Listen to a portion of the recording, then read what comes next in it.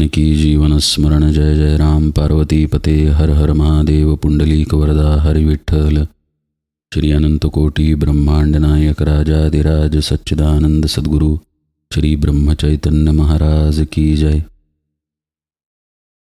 श्री महाराजांच्या सेवेमध्ये दासबोधाची उजळणी आपण पाहत आहे। अनिर्वाच्य निरूपण समासामध्ये समर्थ जागृतीबद्दल एक महत्त्वाचं विधान करतात। तेथे शब्दे विना ऐक्यता अनुभव ना अनुभविता ऐसा निवांत तो मागुता जागृती आला। खरी जागृती समर्थ आपल्याला सांगतायत। खरी जागृती म्हणजे जीवाला आलेली खऱ्या अर्थानं जाग, म्हणजे जीव जेव्हा आत्मरूप झाला ती स्थिती। जागृती, स्वप्न, सुषुप्ती, तुर्या, उन्मनी याबद्दल विवेचन आपण अनेकदा ऐकलेलं आहे।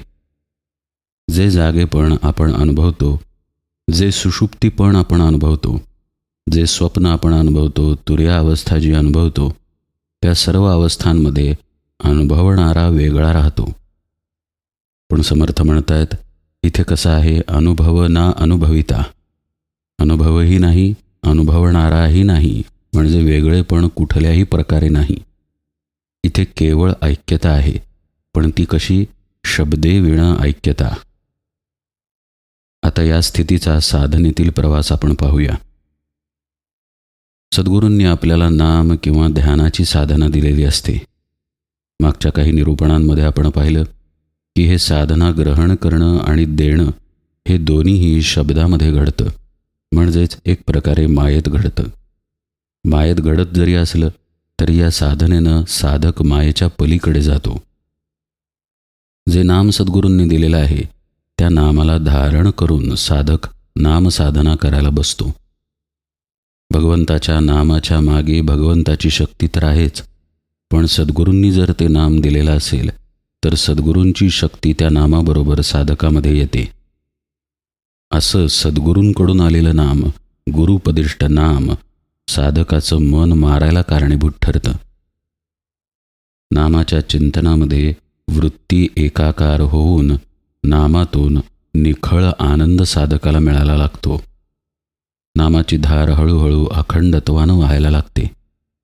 परमपूज्य बेलसारी महाराज म्हणतात त्याप्रमाणे त्या साधकाचं नाम तैलधारावत अखंडपणे सुरू राहायला लागतं। अर्थातच अभ्यासानं ही गाठण्याची अवस्था आहे।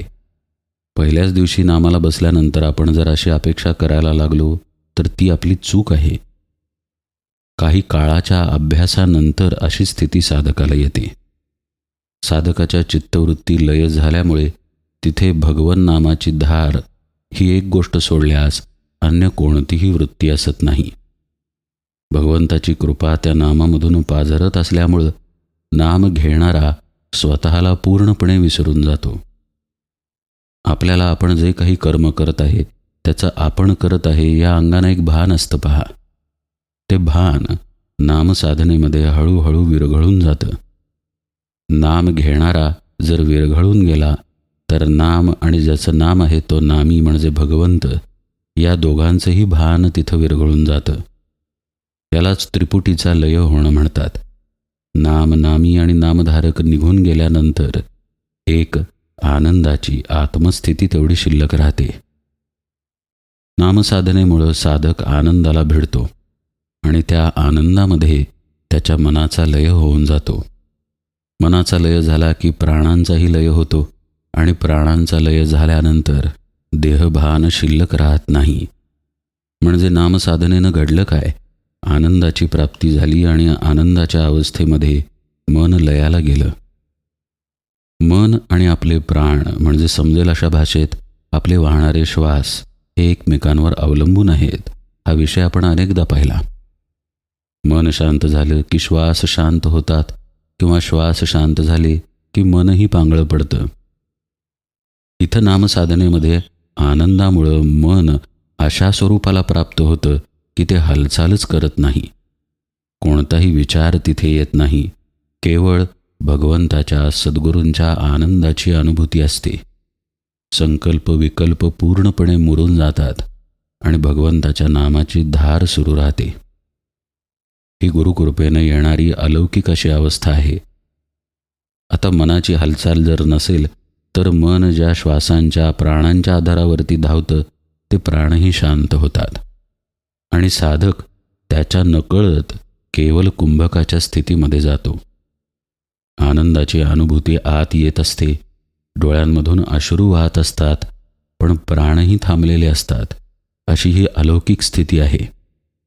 म्हणजे या स्थितीमध्ये काय काय एकत्रितपणे घडून आलं पहा. तिथं भगवंताचं प्रेम आहे, भगवंताचा आनंद आहे.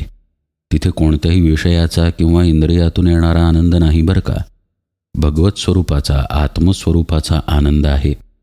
मन लयाला गेलेलं आहे, प्राण लयाला गेलेले आहेत आणि केवल कुंभकामध्ये अत्यंत स्थिरतेनं साधक थांबलेला आहे.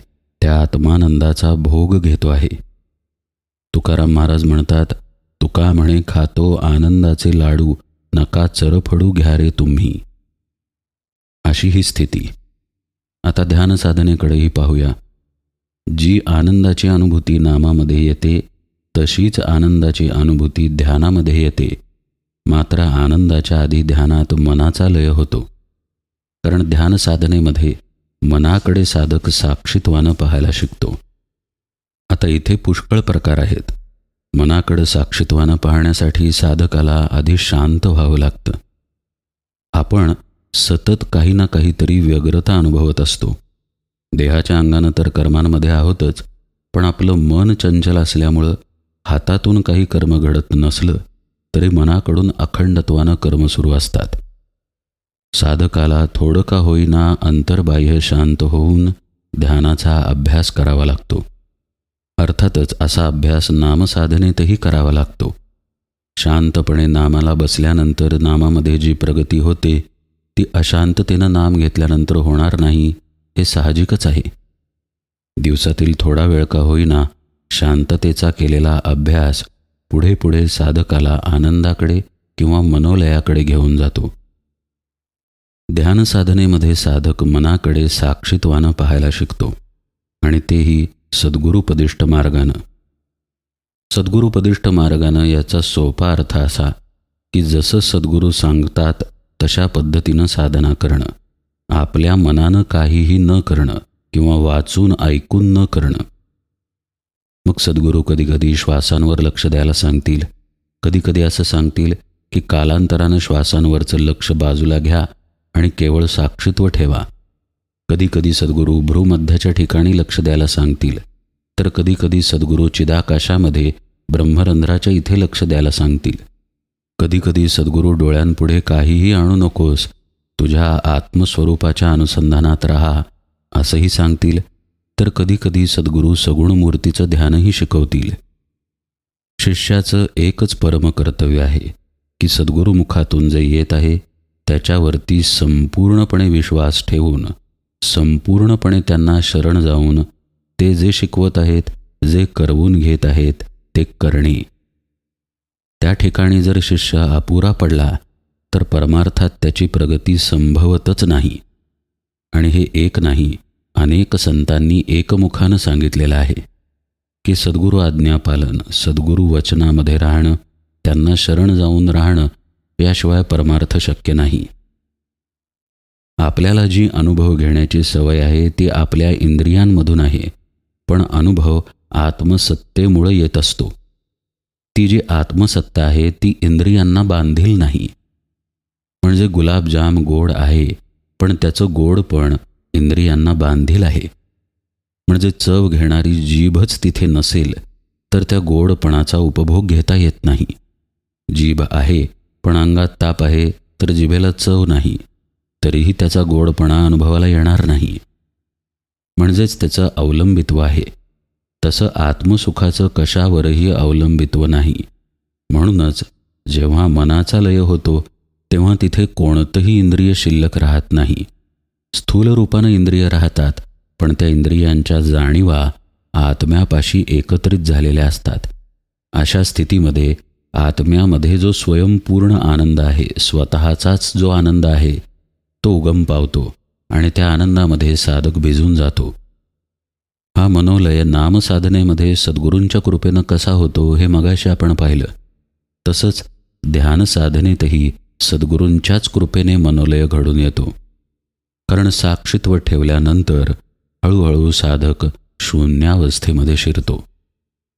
कोणतेही विचार मनात येईनासे झाले की साहजिकच प्राणांची गतीसुद्धा सूक्ष्म होते. मग जसं नामसाधनेमध्ये केवल कुंभकात शिरणं होतं, तसंच ध्यानसाधनेतही साधक हळूहळू केवल कुंभकामध्ये शिरतो आणि शांत होत होत मनाचा लय होऊन जातो. मनाचा एकदा लय झाला की साधक शब्दांच्या पलीकडे गेला. म्हणजे पहा, समर्थ म्हणतायत, तेथे शब्दे विण ऐक्यता. नुसतं शब्दे विण सांगून समर्थ थांबले नाहीत, पुढे ते ऐक्यता म्हणाले.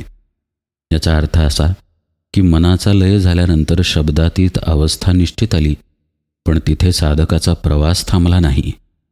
त्या शब्दातीत मनातीत अवस्थेमध्ये साधक स्थिर राहायला शिकतो आणि तोही पुन्हा गुरुपदिष्ठ मार्गानं. इथे प्रत्येक पायरीवरती सद्गुरूंचाच आधार असतो, कारण या मार्गातील काहीही अनुभूती साधकाला नाही. मनाचा लय झाला तरी मन सूक्ष्म रूपानं शिल्लक असतं आणि ते त्याच्या तरंगांमधून समोर येतं. मग काही दिव्य दर्शनं घडतात, काही सुगंध येतो, काही प्रकाश दिसतो. एखादा महात्मा आपल्याशी बोलायला लागतो, मी अक्कलकोट स्वामीच आहे, मी गोंदवलेकर महाराजच आहे, मी आणखीन कुणी आहे, असे आवाज ऐकू यायला लागतात.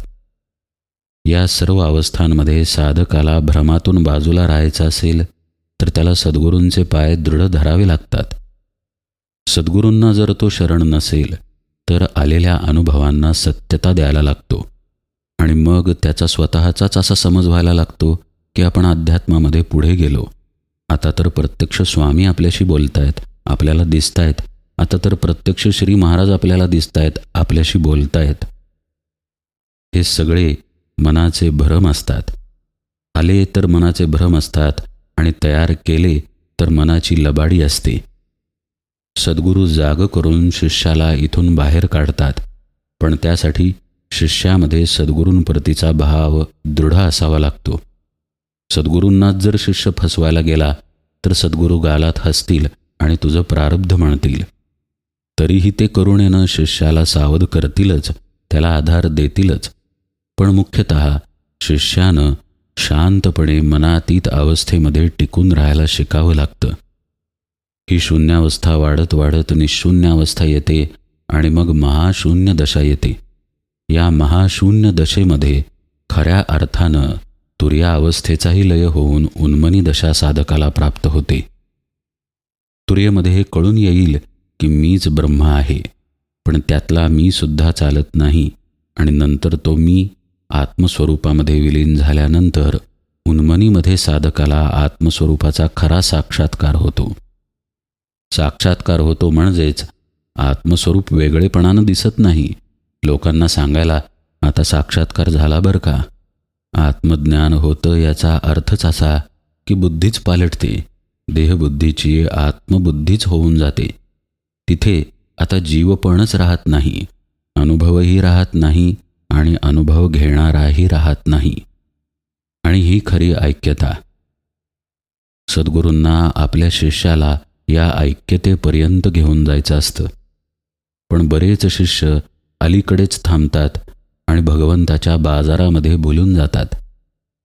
आजही पहा, भगवंताच्या कोणत्याही तीर्थक्षेत्री गेल्यानंतर गाभाऱ्यामध्ये तो शांत असतो, पण गाभाऱ्याच्या बाहेर मोठा सभामंडप, तिथे रोषणाई, सभामंडपामध्ये गर्दी, तिथे वेगवेगळे विषय. सभामंडपाच्या बाहेर गेल्यानंतर रस्त्यावरती बाजार असतो आणि बाजारात अनेक शोभेच्या वस्तू असतात. सर्व वस्तूंमध्ये, सर्व लोकांमध्ये तो परमात्मा व्यापून आहेच, पण वेगळेपणानं गाभाऱ्यातही बसलेला आहे. आपलं आत्मस्वरूप असंच आपल्या चिदाकाशाच्या गाभाऱ्यामध्ये शांतपणे बसून असतं. सद्गुरू त्याच्याशी ऐक्यता करायला शिकवतात. पण त्या भगवंताच्या लीलेनं व्यापलेल्या शब्दांमध्ये, अनुभवांमध्ये, वृत्तींमध्ये जर आपण अडकून गेलो तर भगवंताच्या बाहेर असलेल्या बाजारात अडकल्यासारखं होतं. तिथे अडकून जो राहतो तो शब्दातच राहतो. शब्दे विण ऐक्यता या अवस्थेत येऊ शकत नाही. असं पहा, आपण जिथे आहोत आणि जसे आहोत तसे अनुभव आपल्याला येतात. लहान असताना आपल्याला बागुलबुवाची भीती वाटत होती. चुकून खिडकीमध्ये आपली नजर गेली रात्री आणि झाडाची फांदी जरी दिसली तरी आपल्याला कधी कधी भीती वाटायची की कोण आहे कुणास ठाऊक. पण ती अवस्था नंतर बदलली. किशोरावस्थेमध्ये वेगवेगळे अनुभव होते, प्रौढावस्थेमध्ये वेगवेगळे अनुभव होते, वृद्धावस्था तर पूर्णपणे निराळीच असते. हे जसं जीवनामध्ये घडून येतं तसंच साधनेच्या प्रवासातही घडतं. जर आपण शांत मनाच्या अवस्थेतच गेलो नाही तर आपल्याला अलौकिक अनुभव येणारच नाहीत. पण म्हणून अलौकिक अनुभव आले म्हणजे साधना संपली असा अर्थ होत नाही. पारमार्थिकच अनुभव खरे, पण त्यांमध्ये न अडकता साधनेला दृढ धरून सद्गुरू आपल्याला ज्या ऐक्यापर्यंत घेऊन जाणार आहेत तिथपर्यंत प्रवास करणं हे साधकाचं काम असतं. त्यानं हात सोडता कामा नये. सद्गुरूंनी हात धरलेला आहेच, पण त्या हाताकडे दुर्लक्ष करून आपल्या मनामागे जाता कामा नये. एवढं जरी सांभाळलं त्यानं तरी साधक ऐक्यतेपर्यंत जातो आणि त्या अवस्थेमध्ये साधकाला खरी जागृती येते. तेथे शब्दे विना ऐक्यता अनुभव ना अनुभविता, ऐसा निवांत तो मागुता जागृती आला. सांगलीमध्ये श्री दासराम महाराज म्हणून फार थोर संत होऊन गेले. ते निवांत या शब्दाची फोड करताना म्हणायचे, निवांत म्हणजे निर्वात, जिथे वायू नाही अशी स्थिती म्हणजे निवांतपणा. म्हणजे काय तर मगाशी पाहिली ती केवल कुंभकाची स्थिती. तिथे वायूची हालचाल नसेल तर चित्तवृत्ती आणि मन हालचाल करणार कुठून? मग ऐक्यताच घडून येणार ना. कारण ज्यामुळे ऐक्यता भंग पावली त्या गोष्टींचा लय झाल्यानंतर ऐक्यताच शिल्लक राहते. गाडीचं चाक फिरत आहे, गाडी पुढे जात आहे. चाक थांबलं म्हणजेच काय तर गाडी स्थिर झाली.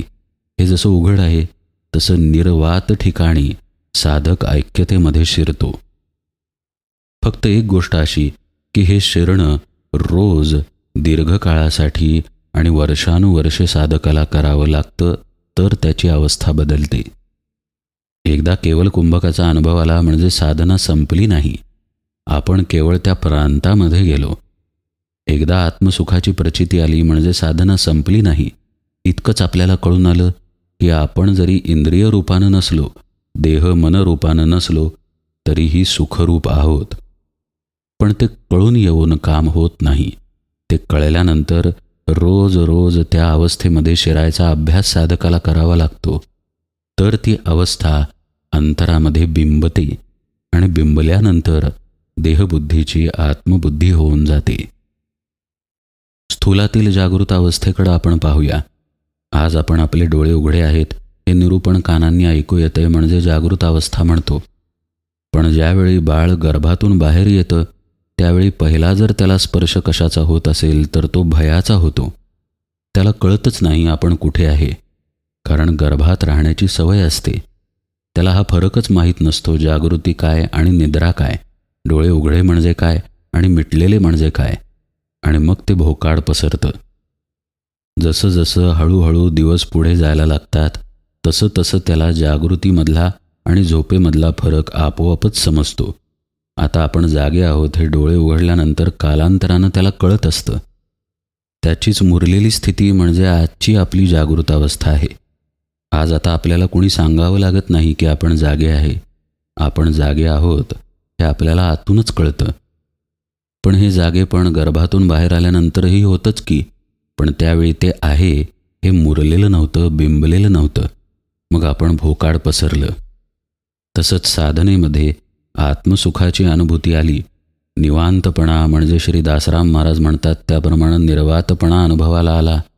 केवळ कुंभकामध्ये आपण शिरलो, शांतपणा आपण अनुभवला म्हणजे काही सगळं मिळालं नाही.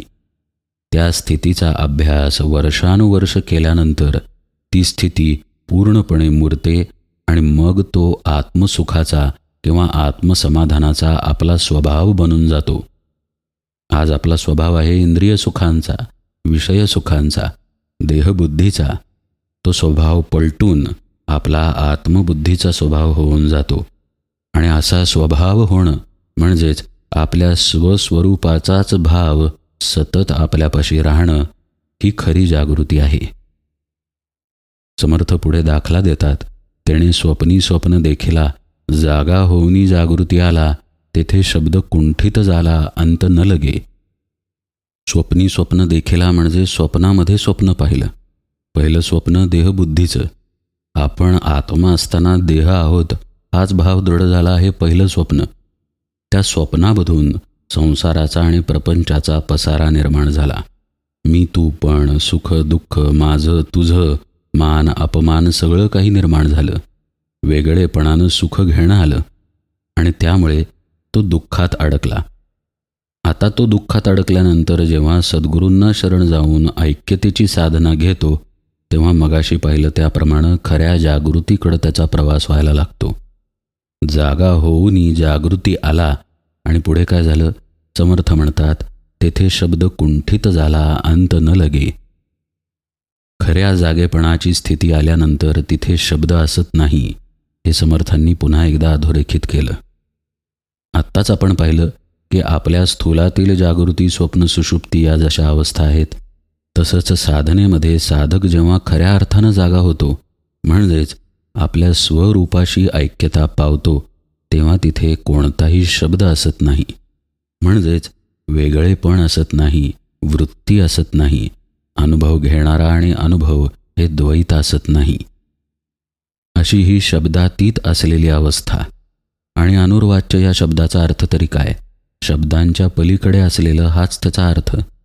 म्हणजे समर्थ आपल्याला त्या परब्रह्माबद्दल म्हणजेच आपल्या स्वरूपाबद्दलच सांगतायत की त्याचा अंत लागत नाही, अशा स्थितीमध्ये साधक जातो. जोपर्यंत ही स्थिती नाही तोपर्यंत पहा, जन्म आणि मरण, अंत आणि सुरुवात याचं भान आपल्याला असतं. आपण राहावं असं वाटतं, आपण जाऊच नये असं वाटतं, आपण मरतोय की काय असं वाटतं, आपण आत्ता इथे आहे असं वाटतं आणि जिथे आपला देह नाही तिथे आपण नाही असंही वाटतं. हा सगळा भाव आपल्या जीवदशेतून आलेला असतो. ही जीवदशाच पालटते आणि आपण आहोतच या स्थायी भावामध्ये साधक जाऊन स्थिर होतो. समर्थांची पुढची ओळी पहा. या निरूपणाचे मूळ केलेची करू प्रांजळ, तेणे अंतरी निवळ समाधान कळे. आत्तापर्यंत झालेल्या निरूपणाचं जे सार आहे ते परत एकदा स्पष्ट करतो असं समर्थ म्हणतात. म्हणजे तुला, श्रोत्याला समाधान काय असतं ते अंतर्यामी कळून येईल. आता हा सर्व भाग उजळणीमध्ये आपण यथावकाश पाहूया. आज निरूपण सेवेला इथेच विराम देतो. जानकी जीवन स्मरण. जय जय राम.